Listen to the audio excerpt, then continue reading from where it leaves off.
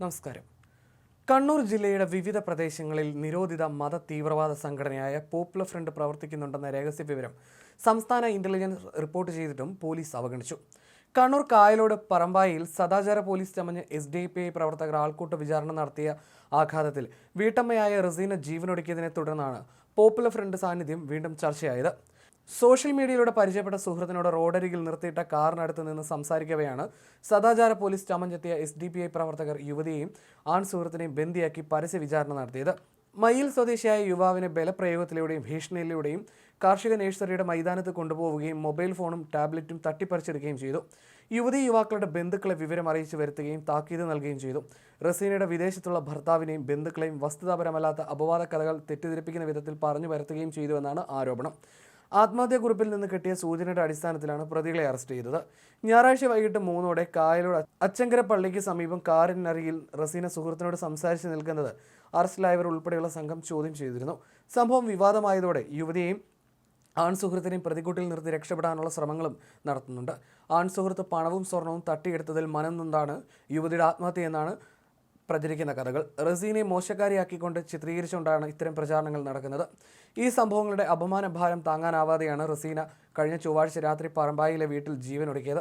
തൻ്റെ കുടുംബം തകരുമെന്ന ഭീതി ഇവർക്കുണ്ടായിരുന്നുവെന്ന് ആത്മഹത്യാക്കുറിപ്പിൽ പറഞ്ഞിരുന്നു. ആത്മഹത്യാക്കുറിപ്പിൽ തന്നെ മൃഗീയമായി ഭീഷണിപ്പെടുത്തുകയും സ്ത്രീത്വത്തെ അപമാനിക്കുകയും ചെയ്ത SDPI പ്രവർത്തകരുടെ പേര് വ്യക്തമായി എഴുതി വെച്ചതിനെ തുടർന്നാണ് പിണറായി പോലീസ് 3 പേരെ അറസ്റ്റ് ചെയ്ത് കോടതിയിൽ ഹാജരാക്കി റിമാൻഡ് ചെയ്തത്. ആൾക്കൂട്ട വിചാരണയിൽ കൂടുതൽ പേർ പ്രതികളായിട്ടുണ്ടെന്നാണ് പോലീസ് നൽകുന്ന വിവരം. തീവ്രവാദ കേസിൽ ജയിലിൽ കിടന്ന മജീദ് പറമ്പായിയുടെ പ്രദേശമാണിത്. തടീൻ്റെവിടെ നസീറിന്റെ അടുത്ത ബന്ധു കൂടിയാണ് മജീദ് പറമ്പായി. കഴിഞ്ഞ കുറേ കാലമായി പോപ്പുലർ ഫ്രണ്ട് പ്രവർത്തനം ഇവിടെ ശക്തമായിരുന്നു. നിരോധിച്ച ശേഷം PFI പ്രവർത്തകർ SDPIയിലേക്ക് ചേക്കേറി. പറമ്പായി മാത്രമല്ല, മുഴപ്പിലങ്ങാട്, എടക്കാട്, നാറാത്ത്, ഇരിട്ടി, മട്ടന്നൂർ, കണ്ണൂർ സിറ്റി തുടങ്ങിയ സ്ഥലങ്ങളിൽ ഇപ്പോഴും PFI പ്രവർത്തനങ്ങൾ ശക്തമാണ്. ഇവർ ആയുധ പരിശീലനവും രഹസ്യ ക്യാമ്പുകളും നടത്തുന്നുണ്ടെന്ന പരാതി ലഭിച്ചിട്ടും പോലീസ് രഹസ്യ കേന്ദ്രങ്ങളിൽ റെയ്ഡ് നടത്തിയില്ലെന്ന ആക്ഷേപവും നിലനിൽക്കുന്നുണ്ട്. SDPI ഗുണ്ടകൾ വിലസുന്നത് മുഖ്യമന്ത്രിയുടെ തണലിലാണെന്നും മുഖ്യമന്ത്രിയുടെ മണ്ഡലത്തിൽ നടന്ന സദാചാര പോലീസ് ആക്രമണം കേരള പോലീസ് മൂടിവെക്കാൻ ശ്രമിക്കുകയാണെന്നും യൂത്ത് കോൺഗ്രസ് ജില്ലാ പ്രസിഡന്റ് വിജിൽ മോഹനൻ ആരോപിച്ചു.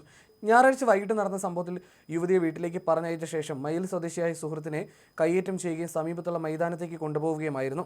5 മണിക്കൂറോളമാണ് യുവാവിനെ SDPI ഓഫീസിൽ തടഞ്ഞു വെച്ച് വിചാരണ ചെയ്ത് സംഘം മൊബൈൽ ഫോണും ടാബ്ലറ്റും പിടിച്ചെടുത്തത്. ഈ ആൾക്കൂട്ട വിചാരണയിൽ മനംനൊന്താണ് യുവതി ജീവനൊടുക്കിയത്.